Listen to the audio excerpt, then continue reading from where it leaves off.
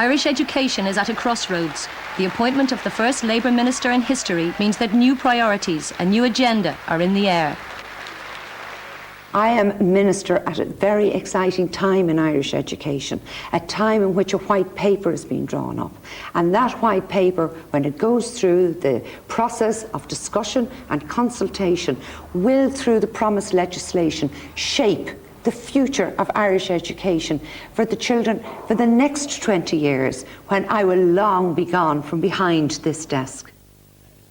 The Minister inherits a legacy of controversy and debate generated by the publication last year of a Green Paper on education, which planned radical changes for our school system. The document I bring forward, I believe, will be seen as the most radical in many generations, to ensure that for the internal market we're building in the European community, that our young people are suited for that new challenge, up to and beyond the year 2000. The interest fueled by the Green Paper triggered almost 400 submissions from interested groups around the country. The Minister will not be short of advice.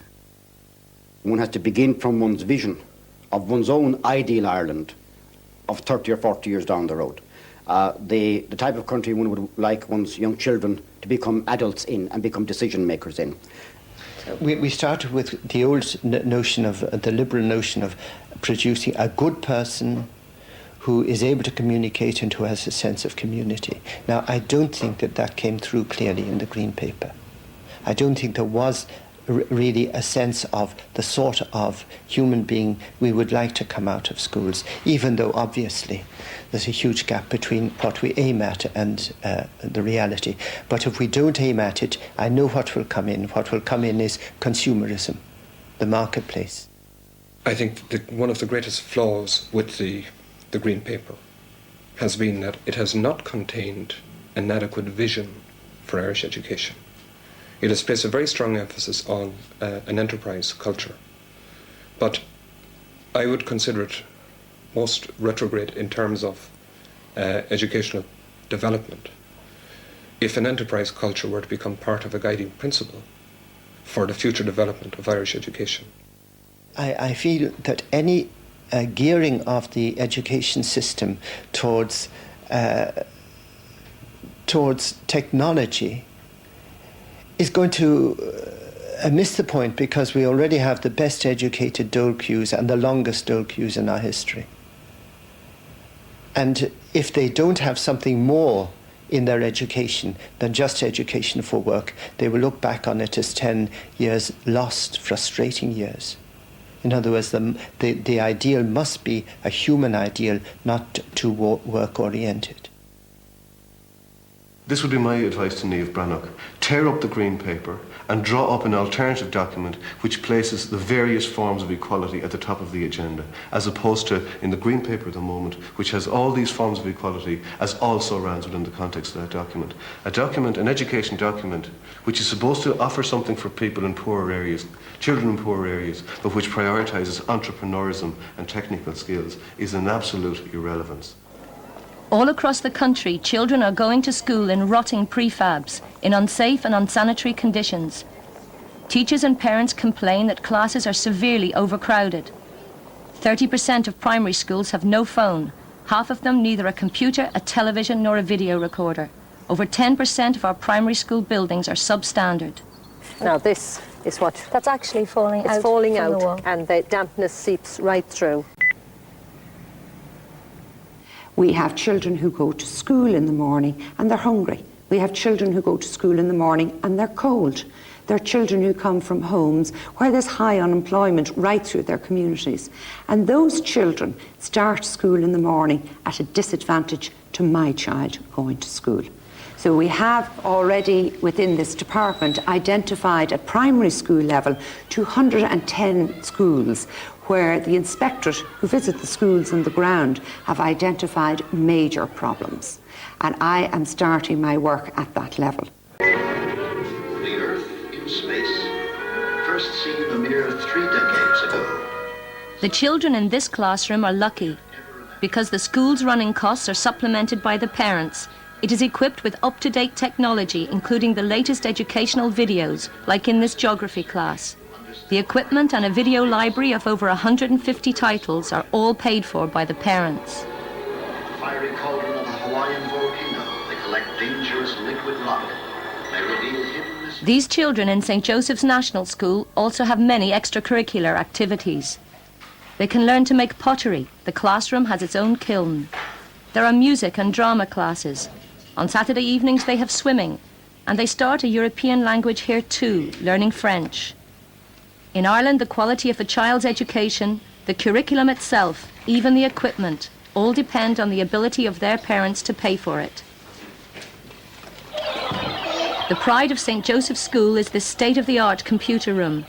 Here, senior infants take their first steps in computer technology on equipment entirely provided by parents and local businesses. Presently fitted, the computer room would cost about £35,000. That will be taking a cost of 20 computers, 6 printers, and then you're looking at a very wide range of educational software.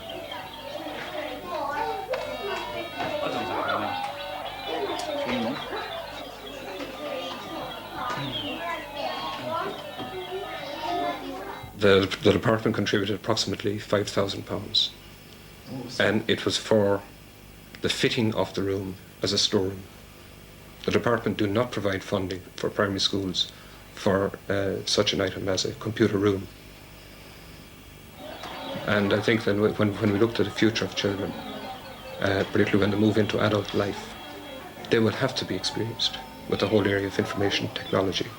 And the younger the child is, the more adaptable in many ways they are to meeting change. It opens up very, very wide horizons for them.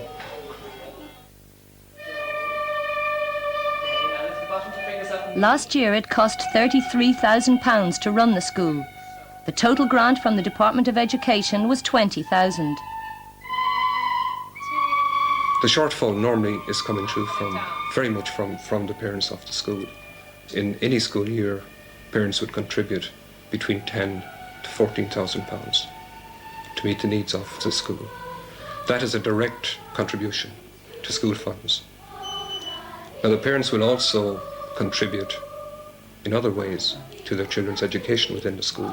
School uniform, school books, extracurricular activities. If you have one computer, you're doing very well. If you have a couple of computers, you're wealthy by inner city standards or by the standards of school in poorer areas generally. If you go to wealthier areas, they've got their computers in the classroom or they've got a room for computers. I mean, this is utopia as far as we're concerned. It's just not on the agenda. We are a million miles from there. And that is replicated in terms of education resources, in terms of things like jigsaws and all kinds of education materials, which make education more interesting, more informative, and a more enjoyable experience for the child. That's just not on the agenda in inner city schools or in poor schools, simply because we're bankrupt. We're in a hard-pressed community where there are high levels of unemployment, where people simply don't have the money to pay for their children's education, and they shouldn't be asked to pay for their children's primary education anyway. There simply isn't enough money to run the school, from 2 points of view. From the point of view of running the school itself, paying for the day-to-day running costs, heating, lighting, insurance, repairs, maintenance. And the second one would be, the second cost would be the cost of teaching materials and equipment.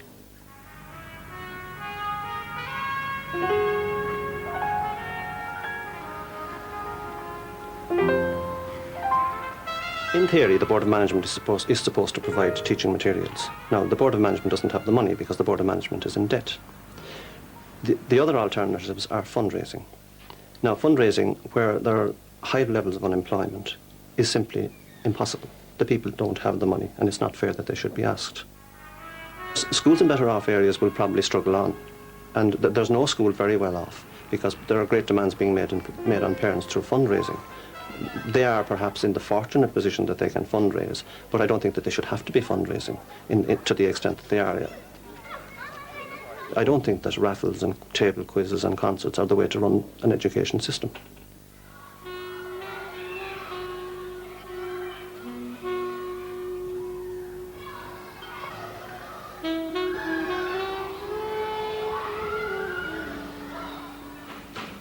That is very, Jared.